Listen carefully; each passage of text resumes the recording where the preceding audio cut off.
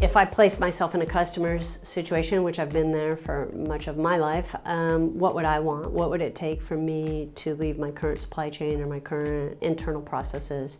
And it is for me to trust that I'm going to be able to get what I have committed with Fictiv.